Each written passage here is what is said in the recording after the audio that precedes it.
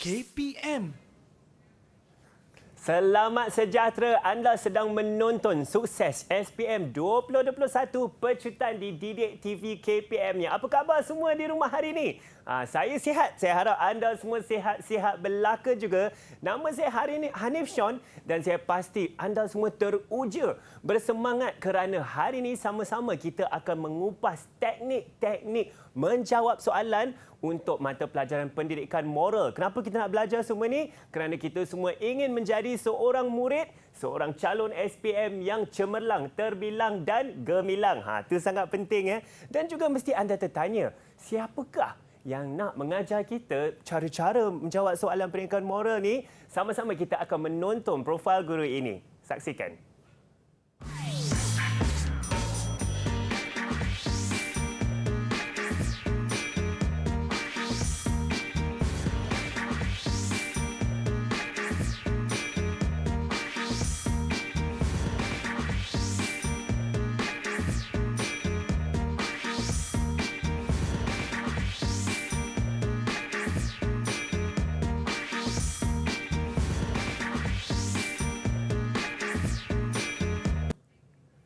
Baiklah, hari ini tetamu istimewa kita ialah Cikgu Kala Devi, anak perempuan Arumugam, seorang guru cemerlang pendidikan moral dari SMK Engku Hussein Selangor. Cikgu, apa khabar Cikgu? Sehat, apa khabar? Saya juga sehat Cikgu. Saya pasti Cikgu banyak nak mengajar hari ini, banyak benda kita nak mengupas kan? Ya, banyak benda nak ajar. Mungkin masa yang kita ada tu agak terhad, jadi kita akan cuba berkongsi yang terbaik. Baik, kita akan pecut juga Cikgu dan silakan Cikgu, kita akan teruskan pembelajaran. Ya, terima kasih ya. Terima kasih kerana beri peluang kepada saya.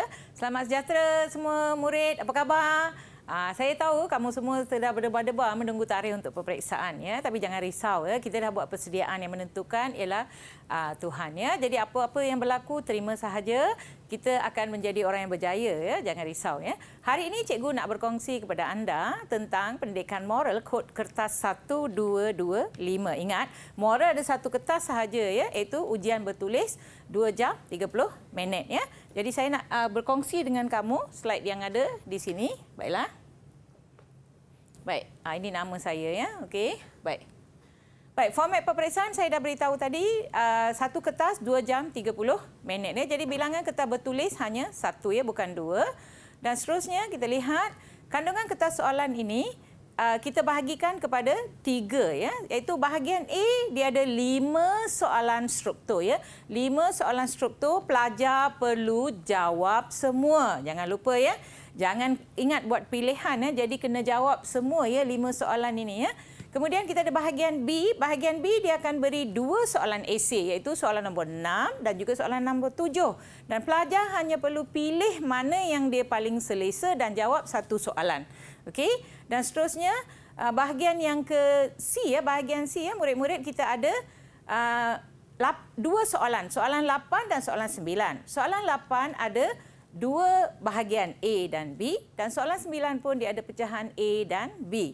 Jadi yang ini bahagian C murid perlu jawab semua ya. Jangan pula silap kemudian bahagian B kamu jawab semua, kamu tinggalkan pula bahagian C ya. Ini sangat penting ya. Kita lihat. Baik. Sebelum kita beralih kepada teknik menjawab ya, cikgu nak berkongsi sedikit tentang apakah panduan ataupun persediaan ya sebelum murid menjawab ya. Ini sangat penting sebab kita tak boleh terus pergi duduk dan mengambil peperiksaan, mesti ada persediaan ya. Yang pertama, murid tingkatan 5 SPM, kamu perlu menguasai kandungan akademik ataupun tajuk-tajuk ataupun isu-isu dari tingkatan 4 dan tingkatan 5 ya, tingkatan 4 dan tingkatan 5. Jadi kita perlu menguasai semua tema yang ada di tingkatan 4 dan tingkatan 5, iaitu tingkatan 4 kita ada 12 tema, tingkatan unit ya, dan tingkatan 5 kita ada 12 unit. Jadi ada 24 sahaja yang murid perlu kuasai ya. Dan yang penting ialah murid perlu fahami, murid perlu fahami semua isi yang diketengahkan dalam buku teks tersebut ya. Kalau ada pelajar murid tidak menggunakan buku teks, susah ya. Jadi buku teks tu menjadi apa orang kata kitab utama ya untuk menjawab soalan. Okey, kemudian Selain memahami isi yang dikemukakan dalam buku teks, murid juga perlu membuat bacaan tambahan, rujukan tambahan. Saya selalu menggalakkan murid-murid saya merujuk kepada internet tentang suatu tajuk supaya mereka mendalami tajuk itu, ya. Kemudian baca dan fahami kehendak soalan. Yang pertama, soalan tu dia minta keperluan ke, kepentingan ke, faktor ke, punca ke, jangan terkeliru. Kalau dia minta faktor, kita jawab kepentingan, terpesong. Betul atau tidak? Kalau dah terpesong, apa berlaku, ya? Kurang markah, cikgu? Bukan kurang, kosong. Kosong. Tak ada istilah kurang, kosong terus kalau terpesong. Kemudian, jawab soalan mengikut kehendak soalan. Ya. Jawab soalan mengikut kehendak soalan, menepati soalan dan mesti patuhi markah yang diperuntukkan. Kalau bahagian A 4, jawab mengikut kehendak 4. Jangan jawab terlalu sedikit. Baiklah, okey, kita teruskan, ya. Cikgu, sebenarnya kan saya pun dah tak sabar-sabar. Kita nak tahu lagi penerangan lanjut mengenai menjawab soalan ini. Dan yang seperti yang cikgu katakan tadi, kita jadikan buku teks itu sebagai kitab utama untuk mata pelajaran pendidikan moral ni, dan kita baca dengan lebih lanjut. Betul tak, cikgu? Ya, tambahan. Dengan lebih lanjut tambahan ni, saya pasti murid-murid di rumah juga tak sabar-sabar lagi nak tahu bagaimanakah kita ingin menjawab soalan-soalan struktur yang Cikgu Kala akan berkongsi ini. Jangan ke mana-mana, pastikan anda bersama kami sebentar nanti. Banyak lagi Cikgu Kala ingin kongsikan. Okey. Didik TV KPM.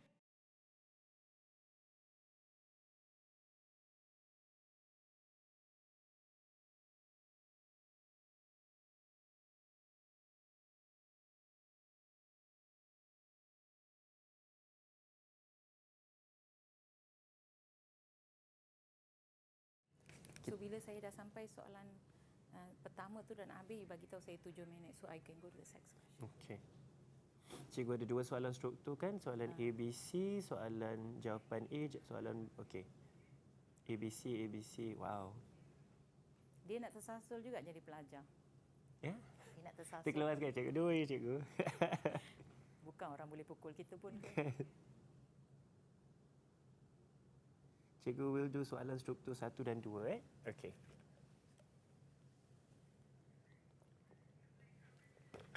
Cikgu agak-agaknya since 15 minit you will have 7.5 lah. Roughly 7 Roughly. lah. Okey. At any point if we think macam cikgu dah Terlebih? Okey. Kalau macam terbanyak sikit for one soalan tu, nanti I will have to Adjust. rush cikgu lah ya. Okey. Is either I do this ataupun let's continue cikgu.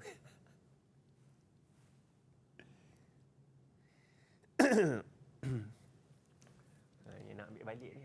Oh, cut teruslah. Okeylah. Not to worry so much.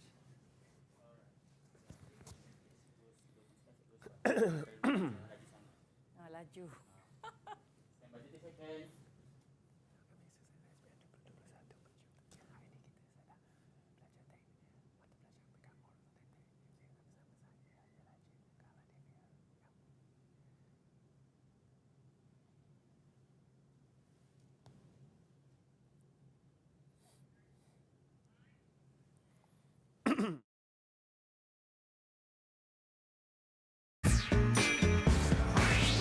Didik TV KPM.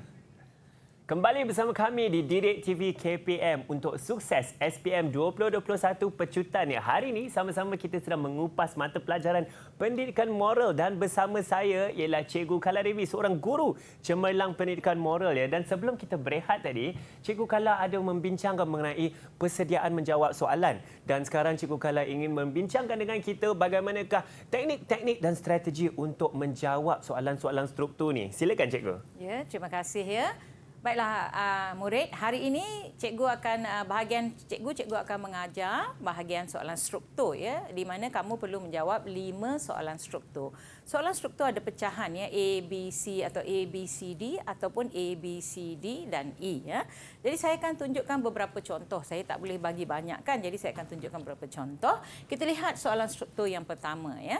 Okey, soalan struktur pertama ni dia merujuk kepada Sally. Sally adalah bendahari ya, kelab rukun negara di sekolahnya.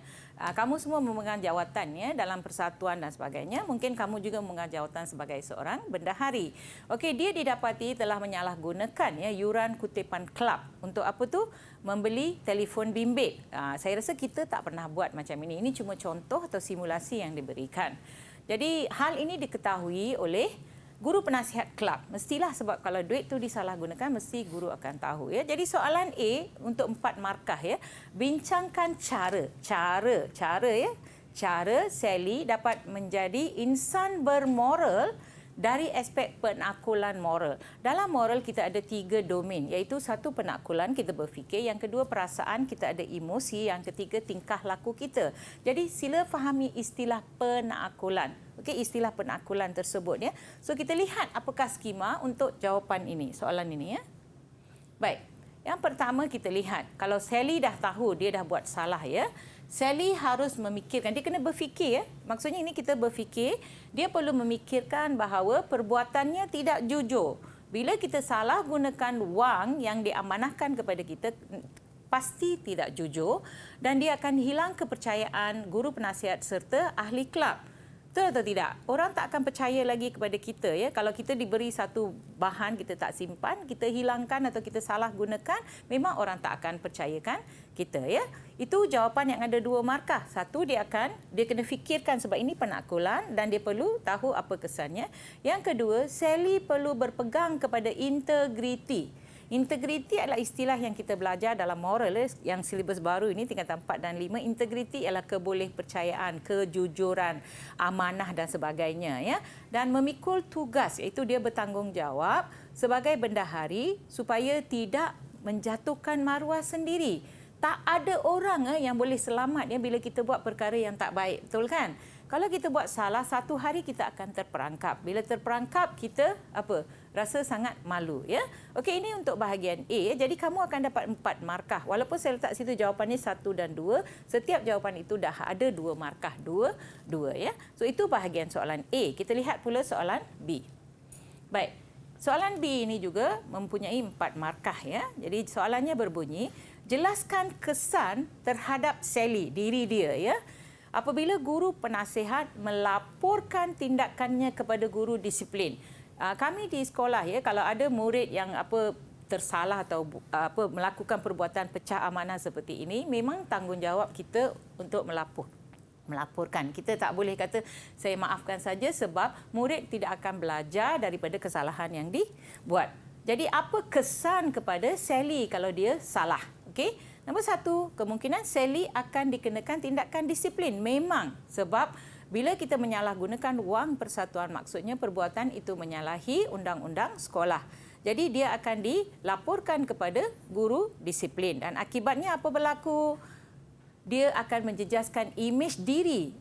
Kalau dia sendiri tahu, bagaimana kalau guru disiplin menelefon ibunya atau bapaknya, terus menjejaskan imej keluarga juga ya. Ini akan berlanjutan ya. Orang akan ingat perkara ini lama ya. Benda ini tak boleh orang kata kikis macam itu sahaja. So kita ada 2 jawapan di situ. Yang kedua, tentulah sebab kamu sebagai bendahari tidak melakukan tugas, jadi jawatan akan dilucutkan. Jawatan akan dilucutkan. Apa berlaku bila jawatan kita dilucutkan? Lepas ini tiada orang akan melantik kita untuk memegang apa-apa jawatan pada masa akan datang. Ini bukan sahaja berlaku dalam kehidupan sebagai seorang murid, tetapi bila kita keluar ke alam pekerjaan juga sama ya. Bila orang hilang kepercayaan kepada kita, memang kita tidak akan dipercayai langsung selepas ini ya. Okey, sekarang kita lihat pula soalan yang C ya, bahagian C. Baik. Okey, yang ini soalan umum, sebenarnya yang ini tahap rendah sikit untuk semua murid boleh menjawab sebenarnya. Saya nak nasihatkan kepada murid, sila baca soalan sehingga akhir dan jawab. Kalau ada satu bahagian tidak boleh dijawab pun, ada bahagian yang boleh dijawab. Cuba tengok soalan ini. Sebagai seorang setiausaha persatuan, seorang setiausaha persatuan, kita tahu setiausaha memang berkait dengan menulis dan sebagainya. Senaraikan tugas anda selepas sesuatu aktiviti dijalankan. Katakan saya setiausaha Persatuan Bahasa Melayu. Hari ini ada mesyuarat kita buat pertandingan kuis. So apa tugas orang setiausaha? 2 markah. So dia kata nombor 1 memang setiausaha perlu mencatat kehadiran murid. Okey, mencatat murid yang hadir pada hari tersebut, iaitu peserta yang hadir dalam buku blak. Pernah dengar tak perkataan BLAK sebelum ni? Sebelum ni saya rasa belum lagi cikgu.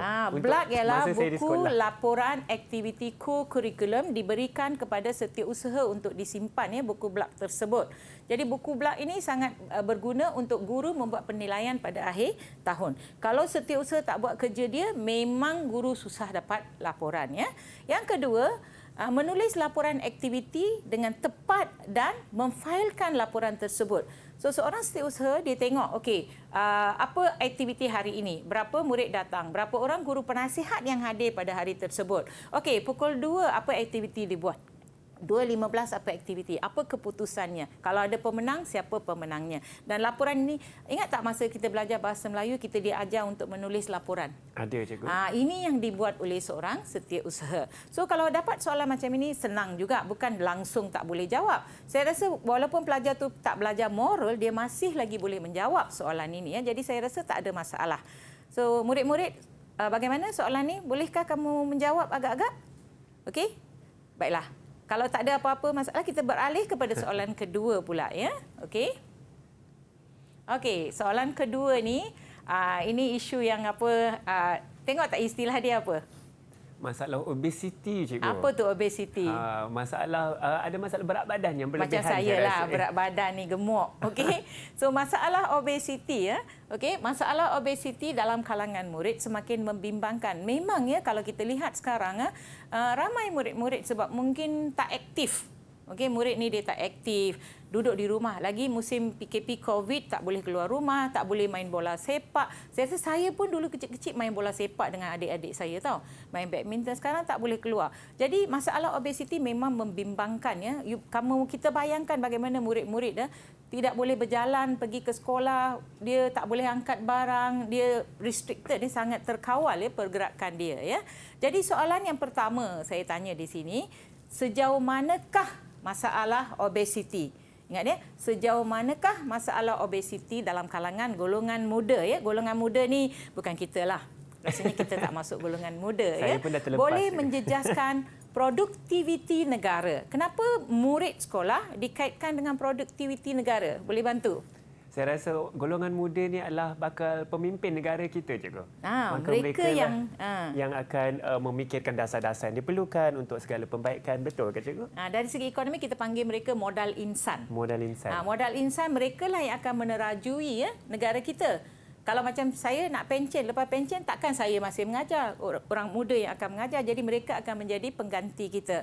Faham? Jadi kita tengok bagaimana, bila kita sejauh mana kita kena fikir. Ini kita kena berfikiran ke hadapan ya, futuristik. Jadi tengok apa jawapan yang boleh diberikan. Okey, walaupun di situ dia letakkan 2 ruang menjawab, so 4 markah, tapi kita boleh pecahkan jawapan tersebut ya. Tengok jawapan yang pertama ialah golongan muda mengalami banyak penyakit pada usia muda dan perlu menjalani rawatan. Apa penyakit yang boleh ada kalau kita gemuk? Saya rasa seperti kencing manis, cikgu, darah tinggi. Darah tinggi, kencing manis. Ada yang punya masalah-masalah sendi, sakit jantung.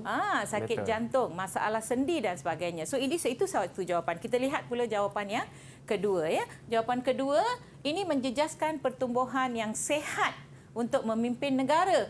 Kamu bayangkan kalau tak boleh jalan ya, nak berjalan pun perlu orang. Macam mana dia nak memimpin negara? Kita nak pemimpin yang sangat aktif. Kita ada ramai pemimpin yang badan sehat, umur 93, 94, masih lagi badan kuat. Betul tak? Kita ada ramai pemimpin yang ada sekarang kita semua yang berusia 60 ke atas tapi mereka sehat. Sedangkan kita lihat anak-anak muda kita umur 30 suruh pergi buat satu kerja pun malaslah, tak bolehlah, berat. Okey? Seterusnya kita lihat golongan muda ini tidak aktif dan tidak bertenaga, cepat mengah, naik tangga dah semput. Orang tua tak semput tapi mereka dah semput. Bila tidak bertenaga, otak mereka tidak boleh berfikir sebab oksigen tak naik ke kepala. Seterusnya mereka tidak mampu bersaing dengan orang lain dalam membangunkan negara. Bila kita nak buat apa-apa sesuatu, bila badan itu menjadi punca kita tak aktif, kita tak boleh bersaing. Kalau orang yang aktif boleh bekerja 12 jam, 14 jam, yang ini kena tidur. 2 jam kerja kena tidur. Macam saya kena tidur. Kalau lepas kerja sikit, saya kena tidur, berehat. Okey, jadi jawapan ini pelajar boleh pecahkan kepada beberapa ikut nombor dia dan boleh dapat 4 markah. Tapi ini kena fikir sikitlah ya. Okey, kita lihat pula soalan berikutnya ya murid. Okey. Ini soalan yang senang. Soalan ni senang kerana bincangkan cara. Cara tu ialah metod, kaedah untuk mengatasi masalah obesiti berdasarkan perlakuan moral. Ingat tak cikgu sebut tadi domain moral ialah penakulan moral, emosi moral dan perlakuan. Perlakuan ialah action, tingkah laku. Jangan takut bila lihat perkataan ini ya. Apa kita buat untuk mengatasi obesiti? Senang sahaja. Apa you buat kalau you tak nak gemuk? Kalau saya, cikgu, yang penting saya menjaga pemakanan dan juga saya lebih kerap bersenam. Bagus jawapan. Dah dapat lulus dah moral ya. Dah Kita boleh lihat juga, ya. Ini yang saya kata soalan itu dipecahkan supaya pelajar yang agak lemah pun boleh menjawab ya. Jadi amalkan senaman yang konsisten. Bukan hari ini pergi 4 km lepas tu setahun lepas tu baru pergi amalkan, tak boleh. Okey, macam orang tua seperti guru-guru pun ramai. Macam saya seminggu 2 kali saya berjalan juga lebih kurang 4 km. Berjalan sajalah, berlari habislah ya kan. Okey, sekurang-kurangnya 3 kali seminggu. Orang muda kena senaman ya.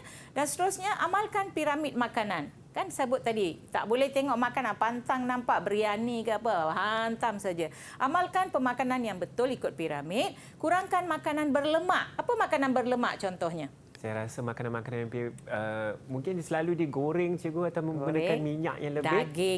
Daging. Betul. Kambing. Oh, sedap tu, cikgu. Tapi tengok bila ayam kalau kukus tak lemak sangat. Tapi kalau ayam buat rendang, yummy. Betul tak?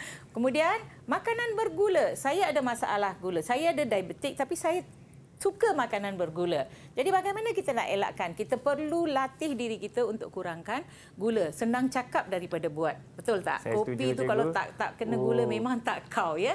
Dan juga elakkan makanan berkarbohidrat tinggi. Sekarang ini pelajar moral kamu, murid-murid moral kamu pun perlu tahu ya yang kita ada pinggan sehat. Tahu tak pinggan sehat suku-suku separuh? Pernah dengar? Pernah juga, saya pernah nampak. Apa tu juga. suku-suku separuh?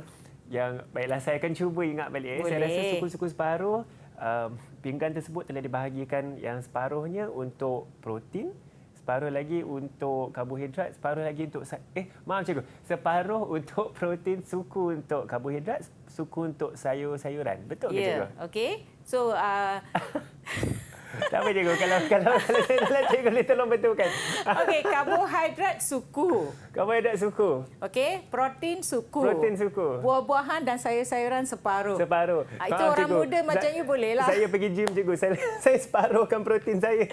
Tapi sekarang zaman kita ni, murid-murid kita, dia tak suka makan sayur, makan buah tau. Dia nak kalau nasi tu setengah. Lepas tu daging. Bila sayur tu ambil secotik saja, sikit sahaja kan. So ini amalan yang tidak baik ya. Okey, kita lihat pula soalan yang ke C ya. Okey, soalan C. Ini kita buka kepada umum. Bagaimana umum boleh membantu dalam isu ini. Okey, jadi soalannya, cadangkan program yang boleh dilakukan oleh pihak sekolah. Pihak sekolah maksudnya di sekolah ya, bukan di luar ya. Pihak sekolah untuk mengurangkan kadar obesiti dalam kalangan murid. Okey, kalau kita sendiri nak kurangkan berat badan, rasanya boleh capai ke tidak? Saya pasti boleh, cikgu. Cikgu, sebenarnya kalau saya boleh kongsikan dalam masa 4 bulan ni, kerana sebelum ni saya adalah kurang sikit bersenam akibat PKP semua, tetapi alhamdulillah dalam 4 bulan ni saya dapat kurangkan anggaran 5 kg daripada badan saya. Itu daripada penjagaan pemakanan sahaja dan juga senaman yang lebih kerap dalam seminggu. Bagus ya. Tapi masalah obesiti ni kadang-kadang kalau kita bergerak sendiri mungkin kita tak ada motivasi ya, tak ada motivasi. Jadi cikgu rasa kalau murid-murid lepas peperiksaan SPM nanti nak kurangkan badan, cari kawan 5-6 orang. Okey, dan kita buat sesuatu aktiviti, ini yang bukan di sekolah ya, nanti saya bincang yang sekolah ya. Buat aktiviti di luar. Satu hari itu permainan di padang, okey, main bola, berlari, tolak-tolak, okey, main-main saja, berpeluh. Jangan pegang telefon bimbit. Masalah sekarang ialah isu telefon bimbit. Kita pegang telefon bimbit dan kita ketagih ya. Ini satu ketagihan yang paling serius ya dalam kalangan bukan sahaja kanak-kanak, bukan sahaja remaja tetapi juga orang tua. Warga tua pun sekarang kalau ada pegang handphone tak tengok keliling dah, dunia dah hilang. Okey. Yang kedua mungkin murid-murid boleh join gym. Okey, bayar sikitlah. Jadi murid boleh pergi join gym atau kalau tak nak pergi padang futsal ke dan sebagainya boleh bermain ya. Okey, kita lihat apa jawapan yang sesuai ya untuk cadangkan program yang boleh dilakukan oleh sekolah ya. Yang pertama, Okey, yang pertama, sekolah perlu memperkenalkan menu makanan yang sihat di kantin sekolah. Susah kan? Susah juga tu, Sekolah cikgu, nak saya perkenalkan menu makanan yang sihat. Saya tahu menu kita paling bagus apa? Nasi lemak dengan ayam goreng. Tiap-tiap hari ada, betul? Kalau kita buat nasi kosong, nasi putih dengan sup ayam, itu sihat dengan salad, betul? So sekarang ni ayam goreng. Kalau tak ada ayam goreng macam tak boleh masuk ya dalam mulut kita sebab remaja kan. Okey, yang kedua, memanfaatkan masa pendidikan jasmani, PJPK, pendidikan jasmani dan pendidikan kesihatan. Kita ada 2 waktu seminggu ya dalam kelas. Bukan 3 atau 4 waktu. Minta maaf ya kalau saya salah. 1 waktu tu, 2 waktu tu mereka perlu berada di padang. Mungkin sekolah boleh merancang, cikgu-cikgu PJPK merancang aktiviti untuk murid-murid yang obes. Maksudnya pilih murid yang obes. Saya pernah buat program ini. 5-6 murid yang obes, kita rancang program untuk 6 bulan. So 5-6 orang murid ini bersama kerjasama dengan ibu bapa dia, cikgu PJ akan buat latihan selepas sekolah untuk apa orang kata membina tona badan. Kemudian mengurangkan berat. Dia ada banyak jenis ya latihan. Jadi mungkin mereka boleh memanfaatkan masa pendidikan jasmani dan juga kesihatan termasuk melakukan aktiviti senaman bagi menurunkan berat badan target. Okey, itu yang kedua. Yang berikutnya kita lihat mengadakan kempen gaya hidup sihat. Apa kempen gaya hidup sihat? Iaitu elakkan makanan yang berlemak, elakkan makanan yang bergula, minuman bergula, elakkan tidur petang. Ini satu penyakit ni, tidur petang. Okey? Tidur petang ya.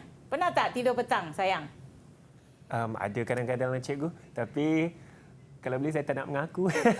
Saya balik rumah pukul 2, kalau tak tidur petang sajalah, dah tua ni memang lap terus ya. Yeah. Tidur petang adalah satu masalah. Kemudian kita ada lagi aktiviti-aktiviti seperti bekerjasama dengan ibu bapa memantau berat badan. Kita tak nak di sekolah cikgu jaga, cikgu kontrol. Tapi balik rumah budak ni hantam saja apa saja makanan yang dia perlu makan. Ini yang kita kata perlu pengawalan. So kalau kita lihat soalan C ni, ini ada jawapan kolaborasi. Kolaborasi bagaimana bukan sekolah saja tetapi masyarakat luar dan ibu bapa juga bersama-sama menangani isu obesiti ini. Okey, saya rasa yang ini kita dah bincang ya, 2 soalan ya daripada bahagian A ya. Okey, ada apa-apa nak tanya soalan? Cikgu, saya setuju dengan ini cikgu. Ada satu persoalan di fikiran saya. Jika sebagai contoh soalan C ini mempunyai 3 markah dan cikgu telah memberikan 3 contoh soalan di situ. Jika murid tersebut mungkin mereka lebih kreatif dan memberikan jawapan yang lebih daripada 3 ataupun yang lebih daripada peruntukan markah tersebut. Adakah itu dibenarkan, cikgu? Sangat pandai. Murid yang memberi jawapan yang lebih ini sebenarnya untung ya kalau dia ada masa. Tulislah lebih jawapan 4 atau 5 sebab mereka akan memberikan markah untuk jawapan yang tepat. Murid-murid faham ya, jangan kedekut minta 2 bagi 2, minta 3 bagi 3. Jadi kalau tapi pastikan masa mencukupi. 2 jam 30 minit, jangan terlebih. Jawab semua soalan dahulu. Kemudian bila ada masa lebih, tambahkan jawapan di bawah tu. Boleh saja tambah 1, 2, 3. Prinsipnya ialah jawapan betul tidak akan diabaikan. So untung ya kalau kita jawab lebih, macam tulis karangan pun kan kita kata jawab lebih, betul atau tidak? Itu saya rasa memang maaf ya saya terlupa tadi tolong ingatkan ya soalan ini ya sangat bagus. Okey? Saya suka ayat cikgu itu mengatakan bahawa jawapan yang betul tidak akan diabaikan. Ya. Terima kasih cikgu untuk jawapan tersebut dan saya pasti murid-murid di rumah banyak lagi yang sama-sama kita ingin mengupas dan pelajari strategi untuk menjawab kertas pendidikan moral untuk SPM nanti. Kalau nak tahu dengan lebih lanjut, pastikan anda kekal bersama kami untuk sukses SPM 2021 Pecutan di Didik TV KPM. Kita akan berehat sebentar. Didik TV KPM.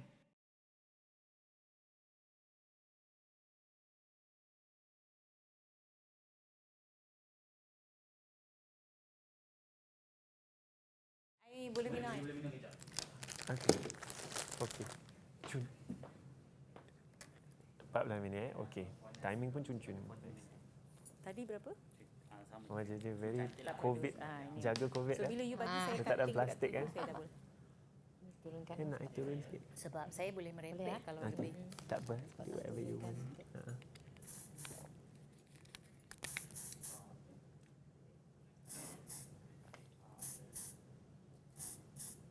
Kalau cikgu ada soalan macam cikgu nak tanya kat murid, contohnya kan cikgu Itu tunduk kesian ni dia. Itu tadi saya tanya dekat dia. Ya. Boleh, itu saya tanya dia. Tapi bila bercakap dengan dia, kena pandang dia. Tak boleh pandang kamera. Dia kalau cikgu tengah Okey. cakap dengan Tadi tinggi sangat. boleh je pandang ni sebenarnya. Cik Dan Elvis. tadi cikgu pandang kamera. Yang tu belakang. je saya takut tu sikit. Sabar. Okey.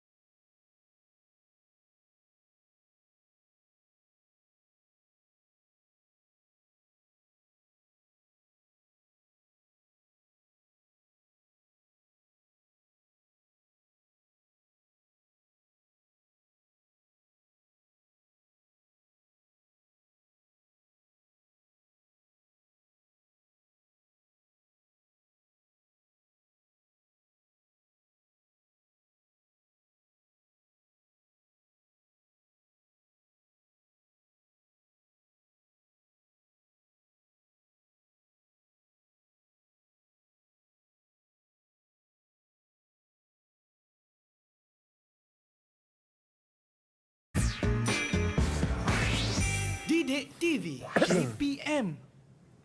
Kembali bersama kami di Sukses SPM 2021 Pecutan di Didik TV KPM. Hari ini kita sedang belajar strategi untuk menjawab soalan SPM bagi mata pelajaran pendidikan moral. Dan tadi sebelum berehat kita ada 2 contoh soalan yang kita sudah belajar. Dan sekarang kita ada lagi 2 contoh soalan struktur yang kita akan belajar. Bersama saya ialah Cikgu Kala, iaitu Guru Cemerlang Pendidikan Moral. Baik Cikgu, kita semua dah tak sabar-sabar nak belajar lagi tips-tips untuk menjawab soalan struktur bagi kertas pendidikan moral. Okey, terima kasih ya.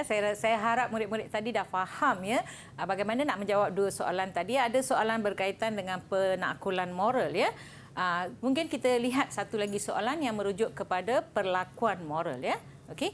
Baiklah, kita lihat soalan di sini ya. Soalan contoh soalan 3, isu ragut. Isu ragut ni memang ada ya dalam pendidikan kita.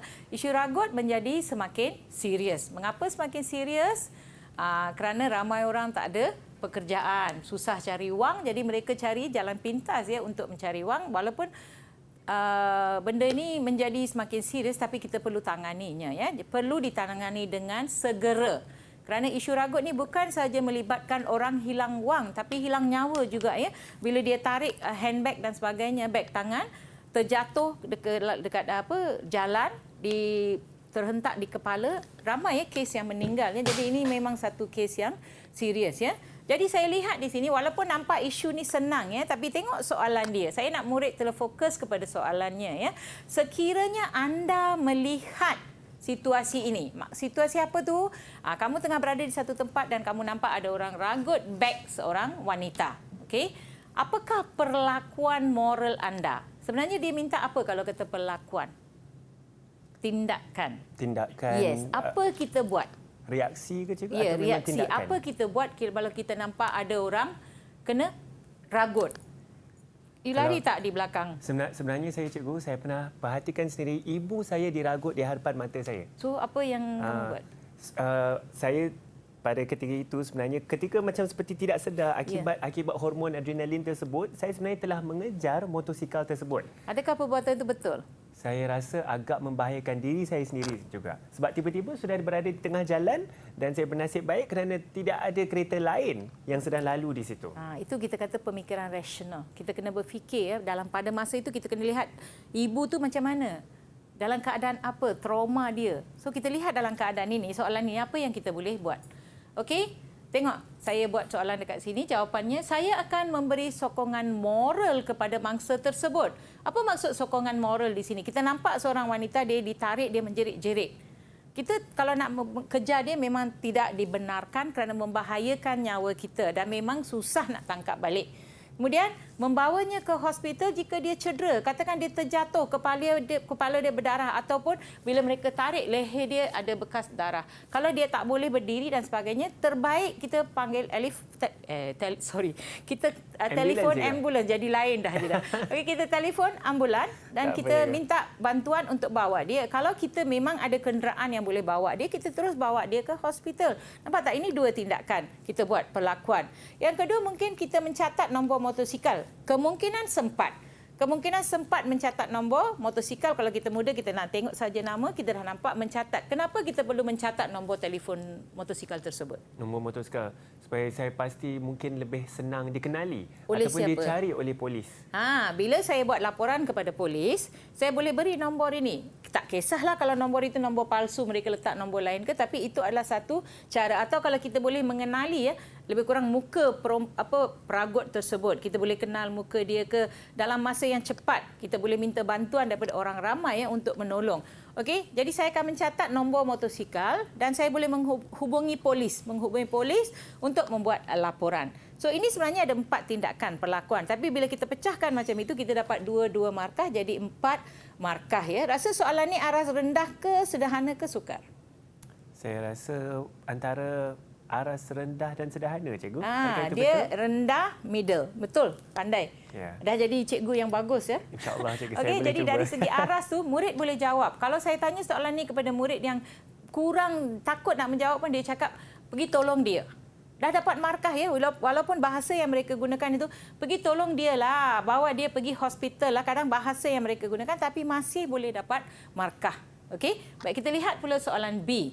Berdasarkan jawapan kita di A tadi, nyatakan 2 prinsip keprihatinan. Ini hanya pelajar moral yang boleh jawab sebab prinsip ini diajar dalam buku teks. Jadi kalau pelajar lain mungkin, yang ini kena mahir lah. Jadi prinsip keprihatinan yang boleh dicontohi bagi menangani isu ragut. Apa prinsip keprihatinan yang boleh dicontohi dalam kes ragut ini? So, dalam buku teks sudah ada ya. Satu, kita kata prinsip berperi kemanusiaan. Kenapa kita guna berperi kemanusiaan rasanya? Berperi kemanusiaan seperti baiklah cikgu, seperti yang saya baca di sana, iaitu bersimpati dengan mangsa. Adakah itu bermakna kita harus memahami keadaan dan perasaan mangsa ragut tersebut? Ya, berperi kemanusiaan ialah satu ciri yang baik dalam moral. Kita bayangkan seorang wanita terjatuh katakan dan kita biarkan sahaja. Di mana hilang peri kemanusiaan kita? Kadang-kadang kita fikir, kenapa binatang pun kalau dia nampak kawan dia ke binatang lain dilanggar ke dia cuba alihkan ke tepi kan. Kita tengok banyak ya dekat media sosial dan sebagainya. Kenapa kita bila nampak ada orang dilanggar, kita naik kereta, kita nampak ada orang dilanggar, kita nampak dia menggelupur, tapi kita takut nak berhenti dan tolong. Ini menunjukkan dah hilang nilai peri kemanusiaan kita ya. Jadi di sini kita kata prinsip peri kemanusiaan kerana kita menolong mangsa ragut tersebut. Yang kedua, prinsip apa? Kepedulian. Kepedulian, tahu tak? Peduli itu apa? Ambil kisah. Ambil kisah, cikgu. Prinsip kepedulian membantu mangsa yang memerlukan pertolongan. Dalam kes ini dia perlukan pertolongan. Bukan saja nak dapatkan balik beg dia satu hal, tapi dia trauma. Bila dia trauma, kita bantu dia. Bertenang makcik, jangan risau. Tolong bagi nombor telefon, saya boleh call anak ke dan sebagainya. So ini adalah prinsip 2 markah, tapi bahagian ini memang susah. Arah sini memang susah. Kalau pelajar tidak pandai tak boleh jawab ya. Kita lihat soalan berikutnya ya, soalan C. Huraikan cara untuk mengelakkan diri daripada menjadi mangsa ragut. Ini soalan umum. Tak perlu pelajar moral. Saya rasa siapa pun boleh jawab. Betul tak? Macam mana kita nak elakkan daripada menjadi mangsa ragut? Kalau sekarang saya keluar ke kedai ke macam ini, apa benda yang dia boleh ragut? Ada tak nampak barang emas yang berlebihan? Berlebihan tak ada, cikgu. Tapi mungkin mereka yang betul-betul perhatikan, mereka ada boleh nampak peluang ataupun kita mendekatkan kalau diri kita. Kalau rantai kita letak dekat luar pakai banyak-banyak. Betul? Kemudian kita pakai yang ni, gelang ni. 2 kali saya hampir diragut. Sebab bila pakai tangan pendek macam ni, nampak betul tak? So itu yang kita kata, tengok jawapan ya. Tidak berada di jalan atau tempat yang sunyi dan gelap. Malam-malam kenapa ibu bapa suruh murid jangan keluar malam? Kenapa kita selalu dinasihati jangan keluar malam? Bila mak bapak kata jangan keluar malam, kita dah, kenapa tak boleh keluar, saya dah tua. Tapi sebenarnya ini adalah faktor keselamatan. Yang bawa beg tangan tu selalunya siapa? Wanita ke lelaki? Wanita. So kita tengok dekat situ ya. Baik. Elakkan memakai barang kemas yang banyak. Okey? Ada yang pakai rantai ya. Kalau kita pergi ke negara-negara seperti Dubai, ya, wanita dia memang pakai barang kemas yang banyak, tapi dia selalu ada escort dia ada orang yang menjaga dia. Ya. Jadi kalau setakat nak pergi beli ikan, beli sayur, tak perlulah nak tayangkan barang kemas kita. Kalau pergi kenduri kahwin, pastikan kita ada teman yang bawa, suami bawa ke, kan, bawa supaya kita tak, itu pun boleh diragut dia sebenarnya. Kalau kita pergi tempat-tempat yang ramai sampai macam perayaan dan sebagainya, kita perlu berhati-hati. Tidak keluar berseorangan, lebih baik berteman. Lelaki kalau keluar seorang tak ada isu lah. Tapi wanita untuk banyak isu perlu berteman. Sama ada bapa ikut ke, mak ikut ke, adik-beradik ikut ke, kawan ikut ke. Bila ramai, kita dikelilingi oleh orang. Jadi susah dia nak membuat aktiviti tangan dia tu untuk meragut ke dan sebagainya. Akhir sekali elakkan membawa beg galas yang besar. Saya ada masalah ni. Kalau saya handbag saya memang besar. Kalau dia tarik memang senang akan hilang beg tersebut. Sepatutnya kita simpan di mana kalau perkara-perkara seperti wang dan sebagainya? Di mana susah nak diragut? Kalau seperti saya, cikgu, pendapat saya rasa lebih elok jika kunci kereta ataupun dompet disimpan di dalam kocek seluar dan beg mungkin untuk alat hiasan. Yes. Ya, seperti ataupun itu. Bimbit beg bimbit. galas tu di sini. Jangan besar tak boleh lah, bawa yang kecil. So bila kita bawa macam tu bagus ya, simpan dokumen-dokumen penting dalam apa? Dalam poket seluar Kocek. juga. Kocek. You kata kocek ataupun poket. Bila kita kata kocek, budak kata apa ni kocek. So kita simpan dalam poket. Perempuan pun boleh bawa beg tangan yang yang kecil, dompet yang kecil. Sekarang ni trend budak murid perempuan suka bawa macam budak lelaki punya wallet dia panggil wallet. So bagus ya, tak ada masalah ya. Jadi kita lihat ya soalan C ni. So ini boleh dijawab oleh semua murid. Betul? Saya setuju. Ya, saya setuju. Dan pasti kita ada satu lagi soalan kan, cikgu, lepas ni? Ya, soalan kita ada satu soalan lagi. Yang keempat dah. Ya, ini soalan struktur yang terakhir lah untuk segmen ini ya. Baik. Yang ini soalan ni memang berat ya. Bila dengar ni saya rasa kita pun rasa seram, sejuk. Tadi kita tengok isu dia lebih itu dengan agak berkaitan. santai, cikgu, ya? Tengok yang ini. Yang ini tak santai dah.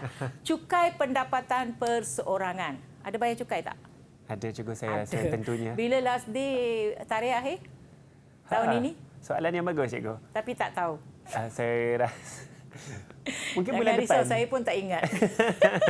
Selalunya kita kena masuk sebelum April. Tapi saya rasa sebelum musim betul. PKP ini dilanjutkan sehingga Mei kalau tak salah saya. Kalau salah minta maaf ya, nanti saya akan semak.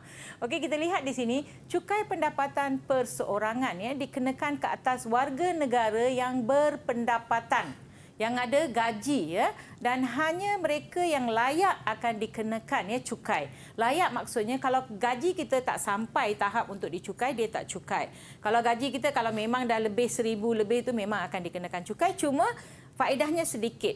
Yang kita bayar cukai itu kurang. Kalau gaji, semakin tinggi gaji kita, semakin tinggi peratus bayar balik. Faham tak? Kita kena bayar cukai pendapatan yang tinggi ya. Kadang-kadang macam kena bayar 1 bulan gaji. Kita kerja 12 bulan, 1 bulan gaji tu bayar untuk cukai pendapatan sahaja. Bila bayar tu memanglah rasa marah kan. Murid-murid kita sekarang tanya, cikgu, murid-murid kata, cikgu, kami ni belum kerja, kenapa cikgu ajar tentang cukai? Kenapa kita belajar? Kamu lepas tingkatan 5, kamu akan masuk satu ke alam pendidikan atau ada yang masuk kerja. Bila masuk kerja, dia tanya cukai pendapatan, kita tak boleh kata tak pernah dengar lah. Cakap dalam moral kami dah belajar. Itu yang tujuannya kita belajar ya. Okey, kadar cukai yang dikenakan bergantung kepada jumlah pendapatan yang diperoleh seseorang individu dalam setahun. Dalam 12 tahun itu berapa cukai, dia ada penolakan juga. Ingat tak apa penolakan yang diberi untuk cukai dalam 12 bulan tersebut? Tapi saya setuju juga. Kalau sebelum kita declare, dia ada banyak benda yang boleh tolak. Satu, rawatan kesihatan. Seperti zakat, SOKSO dan EPF. Saya ingat membeli laptop untuk kesihatan, tanggungan ibu bapa dan anak-anak. Telefon bimbit. Ibu bapa yang cacat, OKU, untuk beli peralatan untuk mereka. Selepas tolak semua itu, baru baki wang itu dikenakan cukai. Okey, kalau kita beli surat khabar, majalah dan sebagainya pun tak ada, boleh diklaim. Okey, seterusnya kita lihat soalan pertama. Huraikan 2 nilai universal yang seharusnya diamalkan oleh setiap warga negara yang dikenakan cukai pendapatan. Kalau kita dah kena cukai pendapatan, apa nilai yang perlu kita amalkan? Cuba kita lihat jawapan dia. Okey? Baik. Nilai bertanggungjawab. Okey, nilai bertanggungjawab, setiap warga negara perlu memikul tugas sebab bertanggungjawab definisi ialah memikul dan melaksanakan tugas serta kewajipan dengan sempurna. Kita kata memikul tugas membayar cukai pendapatan berasaskan pendapatan masing-masing. So nilai dapat 1 markah, huraian dapat 1 markah. Okey, kita lihat jawapan yang kedua, nilai kejujuran. Saya rasa kenapa kejujuran? Apa berlaku kalau pembayar cukai ya? Kenapa kita guna nilai kejujuran? Kena jujur cikgu kerana ketika kita melakukan e-filing tersebut, saya pasti kita kena memilih bahagian-bahagian yang kita betul-betul ada membuat pembayaran. Jangan tipu pendapatan. Jangan tipu pendapatan. Kalau kita ada sewa rumah, kita tak declare. Lepas tu kita ada berperniagaan, kita tak declare, tak boleh. Ya. Jadi setiap warga negara perlu bersikap amanah dan ikhlas ya, dan melaporkan jumlah pendapatan yang sebenar dalam borang cukai pendapatan. Ya. Individu ni kita panggil BE. Dia punya nama tu BE. Untuk syarikat kita ada lain. So kita lihat jawapan ini ya. Okey, jadi kita tengok jawapan ini, nilai 1 markah dan juga huraian 1 markah, jadi 4 markah ya. Okey, kita lihat pula soalan B berkaitan dengan tajuk ini. Jelaskan tujuan kerajaan mengadakan cukai. Murid tahu tak apa tujuan kerajaan mengadakan cukai? Saya rasa cikgu dah ajar banyak kali ya tujuan cukai. Duit yang dikumpulkan daripada cukai banyak ya. Tapi duit itu bukan disimpan. Tapi cukai itu digunakan untuk perbelanjaan mengurus pentadbiran negara. Pentadbiran negara nak bayar menteri-menteri, nak bayar pegawai-pegawai dan sebagainya diambil dari situ pendapatan ya. Kemudian menjaga keselamatan rakyat dan negara. Di mana kita nak immigration point, custom, itu semua pengurusan ya. Kemudian kita boleh menaik taraf, kemudian infrastruktur ya untuk rakyat seperti sekolah. Duit untuk bina sekolah dari mana? Okey. Kemudian lebuh raya, cantik negara kita, lebuh raya cantik. Siapa yang bayar? Kita cuma bayar tol, kita bising. Tapi duit untuk membina tu berjuta-juta, bermilion-milion dari mana? Dari sini ya.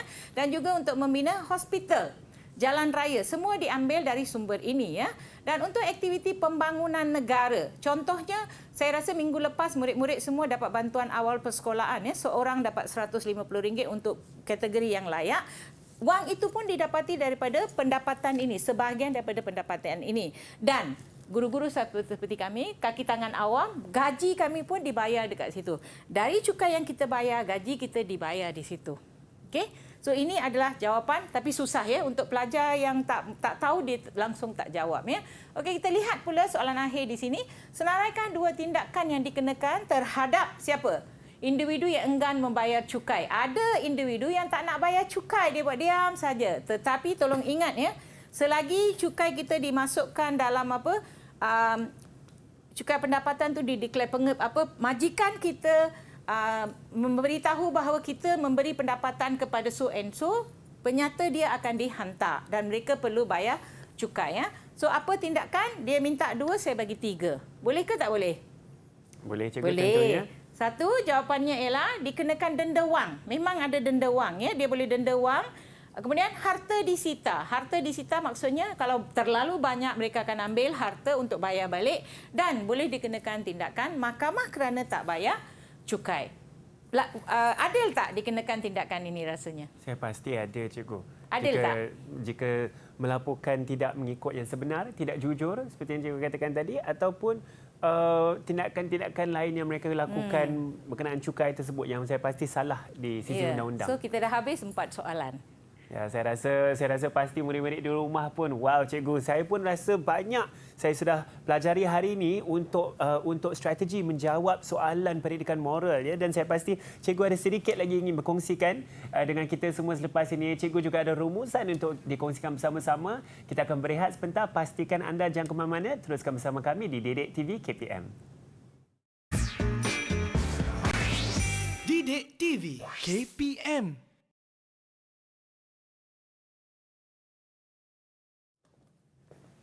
Okey. Sempat minum air. Last ni berapa minit? Lama juga. Yang ni you kena betul-betul tunjuk ke air, takut air melalut. Air ni jenis suka cahar. Tak boleh duduk juga. Okey. Okey. Cikgu kalah. Ya. Topik. Okey. Kita ada. 5, okey. Yang topik-topik ni cikgu akan just mention